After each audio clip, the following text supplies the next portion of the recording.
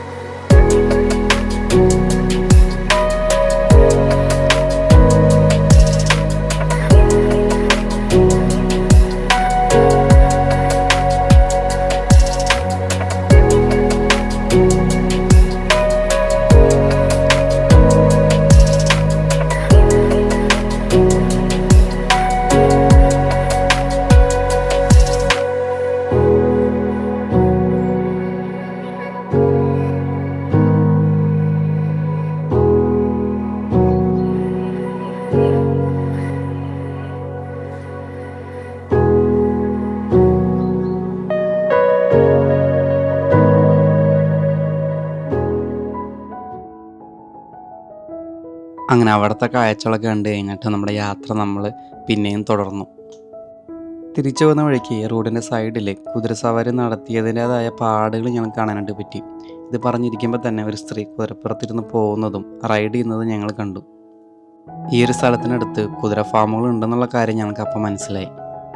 പോകുന്ന വഴിക്ക് വണ്ടിയിൽ ഡീസൽ ഫില്ല് ചെയ്യാനായിട്ട് ഒരു ഗ്യാസ് സ്റ്റേഷനിൽ കയറി കഴിഞ്ഞപ്പോൾ അവിടെ ഒലീസ് എന്ന് പറഞ്ഞൊരു കടയിൽ ഞങ്ങൾ സ്കൈർ എന്ന് പറഞ്ഞ ഒരു സാധനം കണ്ടു. ഇത് വളരെ ഫേമസ് ആയിട്ട് ഞാൻ കുറേയധികം വീഡിയോസിൽ കണ്ടിട്ടുണ്ട്. ഐസ്ലാൻഡിൽ പോവുകയാണെങ്കിൽ എന്തായാലും സ്കൈർ എന്ന് പറഞ്ഞാൽ ഈ ഒരു സാധനം ട്രൈ ചെയ്യണം എന്നുള്ളത്. ഐസ്ലാൻഡിൻ്റെ പരമ്പരാഗതമായ ഒരു പാലുൽപ്പന്നമാണ് സ്കൈർ. അതായത് നേരത്തെ ഞാൻ കാണിച്ചെന്ന ആ ഒരു സാധനം. കാഴ്ചയിൽ തൈര് പോലെ തോന്നുമെങ്കിലും ഇതൊരു തരം മൃദുവായ ചീസാണ്. ഏകദേശം 1000 വർഷത്തിലധികം പഴക്കമുള്ള ഒരു വിഭവമാണിത്. വൈക്കിംഗ് കാലഘട്ടത്തിൽ ആ ഒരു സമയത്ത് തന്നെ ഐസ്ലാൻഡുകാർ ഇത് ഭക്ഷണത്തിൽ ഉൾപ്പെടുത്തിയിരിക്കുന്നതായിട്ടാണ് ചരിത്രം രേഖപ്പെടുത്തിയിരിക്കുന്നത്. നമ്മളിപ്പോൾ എത്തിയിരിക്കുന്നത് ഒരു ബ്ലാക്ക് സാൻഡ് ബീച്ചിലാണ്. നമ്മുടെ ക്യാമ്പിംഗ് സൈറ്റിൽ നിന്ന് അടുത്ത ക്യാമ്പിംഗ് സൈറ്റിലോട്ട് പോകുന്ന വഴിയിലുള്ളൊരു ബ്ലാക്ക് സാൻഡ് ബീച്ചാണിത്. ഐസ്ലാൻഡിലെ മറ്റ് കറുത്ത മണൽ ബീച്ചുകളെ പോലെ തന്നെ ഇവിടുത്തെ മണലിൻ്റെ കറുപ്പ് നിറത്തിന് കാരണം അഗ്നിപർവ്വത പാറകളിൽ നിന്ന് പൊടിഞ്ഞു വരുന്ന ലാവാവശിഷ്ടങ്ങൾ തന്നെയാണ്. ഇവിടെ നിന്ന് നോക്കിക്കഴിഞ്ഞാൽ ഈ ഒരു പട്ടണത്തിനോട് ചുറ്റപ്പെട്ട് കിടക്കുന്ന എല്ലാ പർവ്വത നിരകളും നമുക്ക് കാണാനായിട്ട് പറ്റും. സ്ഥലം നല്ല കിടലായതുകൊണ്ടും നമുക്ക് പിന്നെ വേറെ ഒന്നും ചെയ്യാനില്ലാത്തതുകൊണ്ട് തന്നെ നമ്മുടെ കയ്യിലുണ്ടായിരുന്ന സ്കൈർ, അതായത് നേരത്തെ ഞാൻ പറഞ്ഞല്ലോ നമ്മൾ മേടിച്ച ആ 3 സ്കൈർ നമ്മൾ ഇവിടെ ഇരുന്നിട്ട് കഴിക്കാനായിട്ട് തീരുമാനിച്ചു. ഈ സ്കൈർ എന്ന് പറഞ്ഞ സംഭവം ഉണ്ടല്ലോ, ഇത് സാധാരണ തൈരിനേക്കാളും ഗ്രീക്ക് യോഗർട്ടിനേക്കാളും കട്ടിയുള്ളതും ക്രീം പോലുള്ളതാണ്. ഇത് കഴിച്ചപ്പോൾ എനിക്ക് തോന്നിയത് ഗ്രീക്ക് യോഗർട്ടിനേക്കാളും പുളി കുറഞ്ഞ ഒരു തരം തൈരായിട്ടാണ് എനിക്ക് ഫീൽ ആയത്. ഐസ്ലാൻഡുകാരുണ്ടല്ലോ ഈ ഒരു സ്കൈർ പ്രഭാത ഭക്ഷണമായിട്ടും അല്ലെങ്കിൽ സ്നാക്ക് പോലെയൊക്കെ ആയിട്ട് ഉപയോഗിക്കാറുണ്ട്. അങ്ങനെ കുറേ നേരം നമ്മളവിടെ സ്പെൻഡ് ചെയ്തതിനു ശേഷം നമ്മൾ പിന്നെ നമ്മുടെ യാത്ര കണ്ടിന്യൂ ചെയ്യാനായിട്ട് തീരുമാനിച്ചു. ഇന്ന് ഭയങ്കര ക്ലിയർ ആയിട്ടുള്ളൊരു സ്കൈയും ക്ലിയർ ആയിട്ടുള്ളൊരു അറ്റ്മോസ്ഫിയർ ആയിരുന്നു കേട്ടോ. അതുകൊണ്ട് തന്നെ നമുക്ക് കൂടുതൽ കാഴ്ചകൾ കുറേ അകലേക്ക് നമുക്ക് വണ്ടിയിലിരുന്ന് തന്നെ കാണാനായിട്ട് പറ്റി.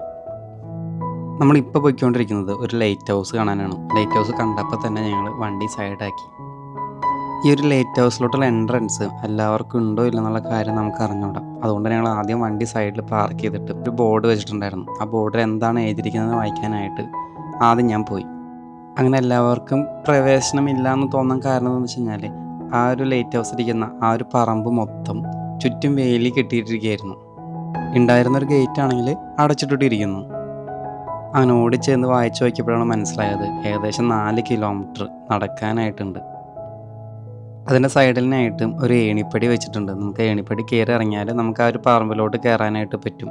അപ്പോൾ എല്ലാവർക്കും ഓപ്പണാണ്. പിന്നെ എന്തിനാണ് ഏണിപ്പടി വെച്ചതെന്ന് വെച്ച് കഴിഞ്ഞാൽ, ഇവിടുത്തെ പല പറമ്പുകളിലും കുതിരകളെ ഫ്രീ ആയിട്ട് വളർത്തുന്നതായിട്ട് കണ്ടു. അതായത് ഫ്രീ ആയിട്ട് അവർ തുറന്നു വിട്ട് വളർത്തുന്നതായിട്ട് കണ്ടു. അപ്പോൾ അവരെ നമ്മൾ ചിലപ്പോൾ ഗേറ്റ് തുറന്നിട്ട് കഴിഞ്ഞാൽ അവർ ചിലപ്പോൾ പുറത്തേക്ക് ഓടിപ്പോവാതിരിക്കാൻ വേണ്ടിയിട്ടാണ് ഗേറ്റ് യൂസ് ചെയ്യാതെ ഏണിപ്പടി കയറി ഇറങ്ങിയിട്ട് പറമ്പിലായിട്ട് കയറാനായിട്ട് അവിടെ എഴുതി വെച്ചിരിക്കുന്നത്. ഇവിടെ നിന്ന് നോക്കി കഴിഞ്ഞാൽ നമുക്ക് അങ്ങകലെ ഇതൊരു പൊട്ടുപോലെ മാത്രമായിട്ട് നമുക്ക് ലൈറ്റ് ഹൗസ് കാണാനായിട്ട് പറ്റും. അങ്ങനെ എന്തായാലും പോയി കാണാമെന്നുള്ള തീരുമാനത്തിൽ ഞങ്ങൾ 3 പേരും ബാക്ക് പാക്കിൽ വെള്ളം സ്നാക്സൊക്കെ പാക്ക് ചെയ്തിട്ട് ആ ഒരു പറമ്പിലോട്ട് കയറി. സാഹചര്യമൊക്കെ വെച്ച് നോക്കിയപ്പോൾ ഞങ്ങൾ മാത്രമാണ് ഇപ്പം അങ്ങോട്ടേക്ക് ലക്ഷ്യമാക്കിയിട്ട് നടക്കുന്നതെന്നുള്ളൊരു കാര്യം മനസ്സിലായി. കാരണം അവിടെ വേറെ വണ്ടികളോ അങ്ങകലെ വേറെ ആരും നടന്നു വരുന്നതായിട്ട് ഞങ്ങൾക്ക് കാണാനായിട്ട് പറ്റിയില്ല. ഞാൻ മുന്നത്തെ വീടുകൾ പറഞ്ഞിട്ടുണ്ട്, ഐസ്ലാൻഡിൽ അന്തരീക്ഷ താപനില കുറവാണെങ്കിലും നല്ലൊരു കാറ്റ് വീശിക്കഴിഞ്ഞാൽ 10 ഡിഗ്രി ചിലപ്പം 0 ഡിഗ്രി വരെ ആയിട്ട് ഫീൽ ചെയ്യും. അതേപോലത്തെ ഒരു അവസ്ഥ തന്നെയായിരുന്നു ഞങ്ങൾ ഇങ്ങോട്ടേക്ക് കയറിയപ്പോഴും. കാരണം ഇത് ഏകദേശം കടലിനോട് ചേർന്നാണ് കിടക്കുന്നത്. അതുകൊണ്ട് തന്നെ നല്ല രീതിക്ക് കാറ്റ് വീശുന്നുണ്ടായിരുന്നു. ആ കാറ്റ് വീശുന്നതുകൊണ്ട് തന്നെ നല്ല രീതിക്കുള്ള തണുപ്പ് നമുക്ക് അനുഭവപ്പെടുന്നുണ്ടായിരുന്നു. അങ്ങനെ കുറേ നേരത്തെ നടത്തത്തിന് ശേഷം നമ്മൾ നമ്മുടെ ലക്ഷ്യസ്ഥാനമായ നമ്മുടെ ലൈറ്റ് ഹൗസിൻ്റെ അവിടെ എത്തിയിരിക്കുകയാണ്. ഓറഞ്ച് കളറിലാട്ടോ ഈ ലൈറ്റ് ഹൗസ് പെയിൻറ് ചെയ്ത് വെച്ചിരിക്കുന്നത്. ഞങ്ങൾ അകത്തോട്ട് നോക്കിയപ്പോഴും അകത്ത് പ്രത്യേകിച്ചൊന്നും കാണാനായിട്ട് പറ്റിയില്ല. ഈ ഒരു ലൈറ്റ് ഹൗസും 1920കളുടെ തുടക്കത്തിൽ നിർമ്മിച്ചതാണ്. 1926 ഇത് വർക്ക് ചെയ്യാനായിട്ട് ആരംഭിച്ചു. ചതുരാകൃതിയിലുള്ള ഈ ലൈറ്റ് ഹൗസിന് വലിയ ഉയരമൊന്നും ഉണ്ടായിരുന്നില്ല കേട്ടോ.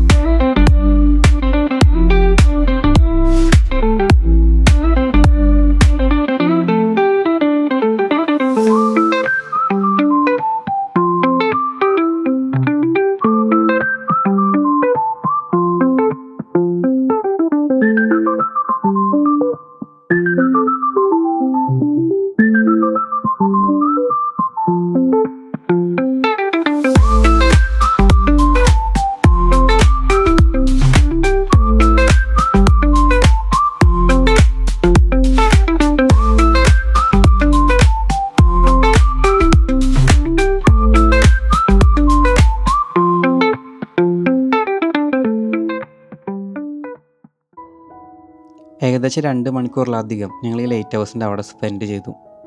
വളരെ സമാധാനമായിട്ട് പോയിരിക്കാൻ പറ്റിയൊരു സ്ഥലമായിരുന്നു കേട്ടോ അവിടെ. കാരണം വണ്ടികളുടെ ശല്യമോ അല്ലെങ്കിൽ വേറെ എന്തിൻ്റെങ്കിലും ശല്യമില്ലാതെ ഞങ്ങൾക്ക് 3 പേർക്കും അവിടെ കുറേ നേരം സ്പെൻഡ് ചെയ്യാനായിട്ടുള്ളൊരു സാഹചര്യം ഉണ്ടായിരുന്നു. പായലിനെ പറ്റി നമ്മളെല്ലാവരും കേട്ടിരിക്കും. എന്നാൽ ഐസ്ലാൻഡിലത്തെ പായലുകൾക്ക് വളരെയധികം പ്രത്യേകതയുണ്ട്. നമ്മൾ ഈ നടന്നു പോകുന്നതിൻ്റെ വലത്തുവശത്തും ഇടത്തുവശത്തും കാണുന്ന ഈ പായലുകളൊക്കെ ഐസ്ലാൻഡിൻ്റെ ഓക്സിജൻ്റെ അളവിനെ നിയന്ത്രിക്കുന്നതിൽ വളരെയധികം പങ്കുവഹിക്കുന്നുണ്ട്. ഐസ്ലാൻഡിൽ ഏകദേശം 600-ൽ പരം പായലുകളുണ്ടെന്നാണ് പറയപ്പെടുന്നത്. അഗ്നിപർവ്വത ലവ പ്രദേശങ്ങളിൽ ഇത് ധാരാളമായിട്ട് വളരുന്നു.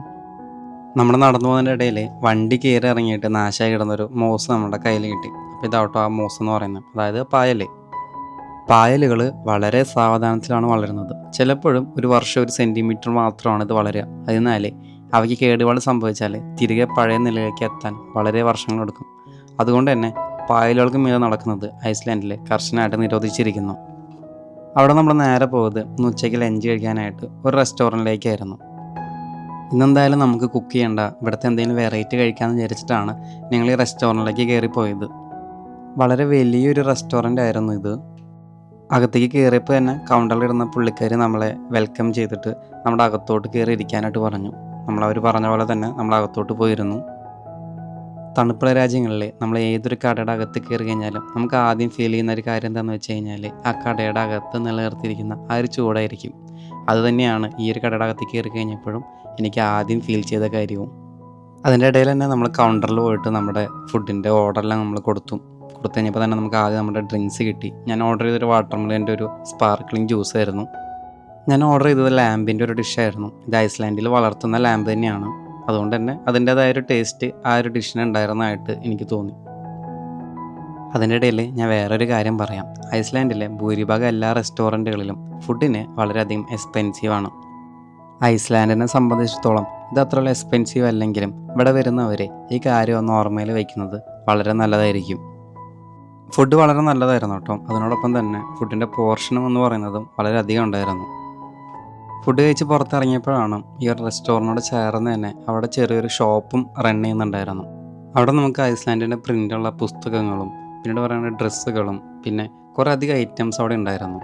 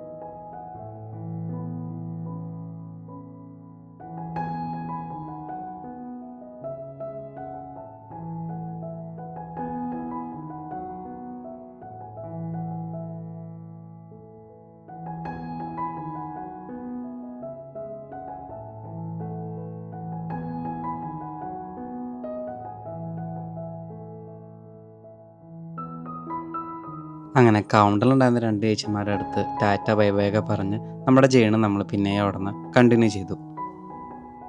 നമ്മളിന്ന് താമസിക്കാൻ പോകുന്നത് ക്യാമ്പ് സൈറ്റിലല്ല കേട്ടോ. നമ്മളിന്ന് താമസിക്കാൻ പോകുന്നത് ഒരു ഹോം സ്റ്റേയിലാണ്. അപ്പോൾ നിങ്ങൾ വിചാരിക്കുന്നുണ്ടാവും ക്യാമ്പർ വാനൊക്കെ എടുത്തിട്ട് നമ്മൾ എന്തിനാണ് ഇന്ന് ഹോം സ്റ്റേയിൽ നിൽക്കാൻ പോകുന്നതെന്ന്. അതിന് 2-3 കാരണങ്ങളുണ്ട്. ഒന്നാമത്തെ കാരണം എന്താണെന്ന് വെച്ച് കഴിഞ്ഞാൽ നമ്മൾ ഈ ഒരു ക്യാമ്പിങ് എടുക്കുമ്പോൾ തന്നെ ഇത് എത്രത്തോളം സക്സസ് ആവും എന്നുള്ളൊരു കാര്യം നമുക്കറിയത്തില്ലായിരുന്നു. അതുകൊണ്ട് തന്നെ 3 ദിവസങ്ങളായിട്ട്, അതായത് ക്യാമ്പിങ് തുടങ്ങുന്നതിൻ്റെ ആദ്യത്തെ ദിവസം, പിന്നെ ഇടയിലൊരു ദിവസം, പിന്നെ ലാസ്റ്റ് ഡേ, ഈ 3 ദിവസങ്ങളിൽ നമുക്ക് എന്തായാലും ഹോട്ടൽ സ്റ്റേ എടുക്കാമെന്നുള്ളൊരു തീരുമാനം ഞങ്ങൾ മുന്നോട്ട് വെച്ചിട്ടുണ്ടായിരുന്നു. അതുകൊണ്ടാണ് നമ്മൾ ഇന്ന് മുന്നേ ബുക്ക് ചെയ്ത പോലെ തന്നെ ഇന്നത്തെ ഒരു ദിവസം ഒരു ഹോം സ്റ്റേയിൽ താമസിക്കാമെന്ന് വിചാരിച്ചത്. രണ്ടാമത്തെ കാര്യം എന്താണെന്ന് വെച്ച് കഴിഞ്ഞാൽ, അത് പറയുന്നതിന് മുന്നേ നമുക്ക് പോണ വഴിക്ക് ഒരു സൂപ്പർ മാർക്കറ്റിൽ കയറേണ്ട ഒരു ആവശ്യമുണ്ട്. കാരണം നമ്മുടെ കയ്യിലുണ്ടായിരുന്ന ബ്രെഡ്, മുട്ട, പാല്, അങ്ങനത്തെ കുറേ സാധനങ്ങൾ കഴിയാറായിട്ടുണ്ട്. അതുകൊണ്ട് തന്നെ നമുക്ക് ഇന്ന് അതൊക്കെ മേടിക്കണം. ഇവിടെ ഐസ്ലാൻഡിൽ ഏകദേശം 5 മണി 6 മണിയൊക്കെ ആകുമ്പോഴേക്കും ഈ കടകളൊക്കെ അടച്ചു തുടങ്ങും. അതിന് മുന്നേ തന്നെ നമുക്ക് പോയിട്ട് നമുക്ക് ആവശ്യമായുള്ള സാധനങ്ങളൊക്കെ മേടിക്കണം. ഇല്ലെങ്കിൽ നൈറ്റിലോട്ട് നമുക്കൊന്നും കഴിക്കാനായിട്ട് കയ്യിലുണ്ടാകത്തില്ല. നമ്മളിവിടെ എത്തിയപ്പോൾ തന്നെ സമയം ഏകദേശം 5 മണി ആവാറായിട്ടുണ്ടായിരുന്നു. അതുകൊണ്ട് തന്നെ ഇതിൻ്റെ അകത്ത് കയറിയ ബാക്കി പല ആൾക്കാരും സാധനങ്ങൾ മേടിക്കാനായിട്ട് അങ്ങോട്ടും ഇങ്ങോട്ടും ഓടുന്നതായിട്ട് ഞങ്ങൾ ശ്രദ്ധിച്ചു. ഞങ്ങളും ഒട്ടും സമയം കളയാൻ നിന്നില്ല. ഞങ്ങൾക്ക് ആവശ്യമായ സാധനങ്ങളുടെ ഒരു പ്ലാൻ ഞങ്ങളുടെ കയ്യിലുണ്ടായിരുന്നതുകൊണ്ട് തന്നെ 3 പേരും 3 വഴിക്ക് പോയിട്ട് പല സാധനങ്ങളും കളക്ട് ചെയ്തിട്ട് പെട്ടെന്ന് തന്നെ ഞങ്ങൾ അവിടെ നിന്ന് ബില്ല് ചെയ്തിട്ട് പുറത്തിറങ്ങാനായിട്ട് ശ്രമിച്ചു. രണ്ടാമത്തെ ഒരു കാരണം എന്താണെന്ന് വെച്ച് കഴിഞ്ഞാൽ, നമ്മളീ പോകുന്ന വഴിക്കും അടുത്തായിട്ടൊന്നും ഒരു ക്യാമ്പ് സൈറ്റ് ഉണ്ടായിരുന്നില്ല. അപ്പോൾ നമ്മളൊരു ക്യാമ്പ് സൈറ്റ് അന്വേഷിച്ച് പോകാനായിട്ട് പോയി കഴിഞ്ഞാൽ നമ്മളെ കുറേ ദൂരം വെറുതെ വണ്ടി ഓടിക്കേണ്ടതായിട്ട് വരും. ഇനി അഥവാ കിട്ടിയാൽ തന്നെ പോകുന്ന വഴിക്ക് എന്തെങ്കിലും കാഴ്ചകൾ മിസ്സായി കഴിഞ്ഞാൽ അതും വളരെ വലിയൊരു നഷ്ടമാവും. അതുകൊണ്ടാണ് ഇന്ന് ക്യാമ്പ് സൈറ്റ് ഒഴിവാക്കിയിട്ട് ക്യാമ്പ് സൈറ്റ് അന്വേഷിച്ച് പോകാതെ അടുത്ത് തന്നെയുള്ള ഒരു ഹോം സ്റ്റേ തപ്പിയിട്ട് ഞങ്ങൾ പോയി ബുക്ക് ചെയ്യാൻ കാരണം. മൂന്നാമത്തെ ഒരു കാരണം എന്താണെന്ന് വെച്ച് കഴിഞ്ഞാൽ, ഐസ്ലാൻഡിലെ എല്ലാ ക്യാമ്പ് സൈറ്റുകൾക്കും ഒരൊറ്റ സെയിം പ്രൈസ് അല്ല. അത് അവിടുത്തെ സർവീസിനും അവിടുത്തെ ഫെസിലിറ്റിനും അനുസരിച്ചിട്ട് ഈ ഒരു പ്രൈസ് മാറിക്കൊണ്ടിരിക്കും. അപ്പോൾ ചില ഏരിയകളിൽ കിട്ടുന്ന ക്യാമ്പ് സൈറ്റിനേക്കാൾ വില കുറവായിരിക്കും അതിനടുത്ത് തന്നെയുള്ള ഹോം സ്റ്റേകൾ അല്ലെങ്കിൽ ഹോട്ടലുകൾക്ക് ഉണ്ടാവുക. അങ്ങനെ കിട്ടുവാണെങ്കിൽ നമുക്ക് അവിടുത്തെ ടോയ്ലറ്റും കാര്യങ്ങളും പിന്നെ കിച്ചണൊക്കെ വളരെയധികം ബെറ്ററായിട്ട് യൂസ് ചെയ്യാനായിട്ട് പറ്റും. ചില ഹോം സ്റ്റേകളിൽ വാഷിംഗ് മെഷീനും ഡ്രയറൊക്കെ ഉണ്ടാവും. അപ്പോൾ നമുക്ക് അതും കൂടി യൂസ് ചെയ്യാനുള്ള ഒരു ഓപ്ഷൻ നമുക്ക് അവിടെ ഉണ്ട്. അങ്ങനെ കുറേ നേരത്തെ യാത്രയ്ക്ക് ശേഷം നമ്മളിന്ന് എത്തിച്ചേർന്നിരിക്കുന്നത് നമ്മളിന്ന് താമസിക്കാൻ പോകുന്ന ഹോം സ്റ്റേയിലാണ്. ശരിക്കും നമ്മൾ ബുക്ക് ചെയ്തിട്ടുണ്ടായിരുന്നത് ആ ബ്ലാക്ക് കളർ കാണുന്ന ആ ബിൽഡിങ്ങത്തെ ഹോം സ്റ്റേയിലായിരുന്നു. പക്ഷേ അവിടെ എന്തോ റിനോവേഷൻ വർക്ക് നടക്കുന്നുണ്ട്. ഈ റെഡ് കളർ അടിച്ച ഈ ബിൽഡിങ്ങിലേക്ക് നമ്മുടെ ഹോം സ്റ്റേ മാറ്റിയിരിക്കുകയാണ്. പെട്ടെന്ന് തന്നെ ഞങ്ങൾ സമയം കളയാതെ ഞങ്ങളുടെ ഡ്രസ്സും കാര്യങ്ങളൊക്കെ എടുത്തിട്ട് ഞങ്ങളുടെ ഹോം സ്റ്റേയുടെ അകത്തേക്ക് കയറാനായിട്ട് പ്ലാൻ ചെയ്തു. ആരുടെയെങ്കിലും എടുത്ത് കൺഫേം ചെയ്തിട്ട് അകത്ത് കയറാമെന്ന് വിചാരിച്ച് കുറേ നേരം വെയിറ്റ് ചെയ്തെങ്കിലും ആരും വരാത്തതുകൊണ്ട് തന്നെ ഞങ്ങൾ പിന്നെ അവസാനം ഡയറക്റ്റ് കയറുമായിരുന്നു. അവിടെ തന്നെ എല്ലാ സ്ഥലത്തും എഴുതി വെച്ചിട്ടുണ്ട് എങ്ങനെയാണ് കാര്യങ്ങൾ യൂസ് ചെയ്യേണ്ടത്, ഏത് റൂമാണ് നിങ്ങൾക്ക് അലോക്കേറ്റ് ചെയ്തിരിക്കുന്നത്, എല്ലാ കാര്യങ്ങളും അവിടെ വ്യക്തമായിട്ട് അവർ എഴുതി വെച്ചിട്ടുണ്ടായിരുന്നു. ഇതൊരു ഹോം സ്റ്റേ ആയതുകൊണ്ട് തന്നെ അകത്തോട്ട് കയറുന്നതിന് മുന്നേ ഷൂവും കാര്യങ്ങളെല്ലാം പുറത്ത് റാക്കിൽ ഊരി വെക്കണമെന്ന് വ്യക്തമായിട്ട് എഴുതിയിട്ടുണ്ടായിരുന്നു. അതുകൊണ്ട് തന്നെ ഞങ്ങൾ 3 പേരും ഷൂവും കാര്യങ്ങളൊക്കെ പുറത്ത് ഊരി വെച്ചിട്ടാണ് അകത്തോട്ട് കയറിയത്. ഐസ്ലാൻഡിൽ എത്തിയിട്ട് ആദ്യമായിട്ട് കേട്ടോ ഞങ്ങളൊരു ഹോം സ്റ്റേയിലെ ഒരു റൂം എക്സ്പ്ലോർ ചെയ്യാനായിട്ട് പോകുന്നത്. വീടിൻ്റെ അകത്തേക്ക് കയറിയപ്പോൾ തന്നെ അകത്ത് ആരും തന്നെ ഉണ്ടായിരുന്നില്ല. എല്ലാവരും പുറത്ത് പോയിക്കായിരുന്നു തോന്നി. നമുക്ക് അലോക്കേറ്റ് ചെയ്ത റൂം എന്ന് പറയുന്നത് റൂം നമ്പർ 1 ആയിരുന്നു. അകത്തോട്ട് കയറി കഴിഞ്ഞപ്പോൾ തന്നെ താഴെ 2 ബെഡ് കിടക്കുന്നത് കണ്ടു. പിന്നെ ഒരു അപ്പർ ഡെക്കിലോട്ട് ഒരു കോണി ഉണ്ടായിരുന്നു. നമ്മളിങ്ങനെ കോണിയെല്ലാം കയറി മേലോട്ട് പോയപ്പോഴാണ് അവിടെ വേറെ 2 ബെഡും കിടക്കുന്നത് കണ്ട്. മൊത്തം 4 പേർക്ക് സ്റ്റേ ചെയ്യാൻ പറ്റിയ ഒരു റൂമാണ് ഈ ഒരു ഹോം സ്റ്റേയിൽ ഉണ്ടായിരുന്നത്. ആ ഹോം സ്റ്റേയിൽ അപ്പർ ഡെക്കിലത്തെ അവിടുത്തെ വിൻഡോ തുറന്നു കഴിഞ്ഞാൽ പിന്നീടുള്ള വലിയൊരു മലയൊക്കെ നമുക്ക് കാണാനായിട്ട് പറ്റും. റൂമെല്ലാം കണ്ടതിന് ശേഷം പിന്നെ നമ്മൾ നേരെ പോയത് അവിടുത്തെ കോമൺ കിച്ചണിലോട്ടാണ്. നമ്മൾ ഇന്ന് 2 ടൈപ്പ് പിസയാണ് വാങ്ങിയിട്ടുണ്ടായിരുന്നത്. നമ്മൾ നേരത്തെ കയറിയ സൂപ്പർ മാർക്കറ്റിലെ ഫ്രോസൺ പിസ ഉണ്ടായിരുന്നു. നമ്മൾ അവിടെ നിന്ന് അത് മേടിച്ചിട്ടാണ് ഈ ഒരു ഹോം സ്റ്റേയിലോട്ട് വന്നത്. ഈ ഒരു കിച്ചൺ എന്ന് പറയുന്നത് അത്യാവശ്യം വലിയൊരു കിച്ചണായിരുന്നു കേട്ടോ. അവിടെ തന്നെ ഓവണും ബാക്കി എല്ലാ സെറ്റപ്പും ഉണ്ടായിരുന്നു. സമയം ഇപ്പോൾ ഏകദേശം 8 മണി 9 മണിയൊക്കെ ആയിട്ടുണ്ട്. നമുക്ക് എത്രയും പെട്ടെന്ന് തന്നെ ഫുഡൊക്കെ അയച്ചിട്ട് നേരത്തെ കിടന്ന് ഉറങ്ങണം. ഞങ്ങൾ ഈ പിസ ഹീറ്റ് ചെയ്യാൻ വെച്ച നേരത്തെ തന്നെ ഈ വീടിൻ്റെ ഉടമസ്ഥരും ബാക്കി ഇവിടെ താമസിക്കുന്ന ആൾക്കാരൊക്കെ വീട്ടിലോട്ട് വരുന്നതും ഇറങ്ങി പോകുന്നതൊക്കെ ആയിട്ട് ശ്രദ്ധിച്ചു. അതിൻ്റെ ഇടയിൽ അവിടെ താമസിച്ചിരുന്ന ഒരു യൂറോപ്യൻകാരി പെൺകുട്ടിയായിട്ട് ഞങ്ങൾ സംസാരിച്ചു. പറഞ്ഞു വന്നപ്പോഴാണ് അവൾ അവിടുത്തെ, അതായത് ഈ ഓണർക്ക് അവിടെ അപ്പുറത്ത് തന്നെയായിട്ട് ഒരു കുതിര ഫാം ഉണ്ട് ഇത്ര, അവിടെ ജോലിക്കായിട്ട് വന്നതാണ്. ജോലിക്കായിട്ടെന്ന് പറയുമ്പോൾ മാസ സാലറിക്കായിട്ട് വന്നതല്ല, ശരിക്കും അവരവിടെ ഐസ്ലാൻഡ് എക്സ്പ്ലോർ ചെയ്യാനായിട്ട് വന്നതാണ്. അതിൻ്റെ ഒപ്പം ഒരു സൈഡ് ഇൻകം എന്നുള്ളൊരു പേരിലാണ് അവരിതുപോലത്തെ ജോലിക്കായിട്ട് വരുന്നത്.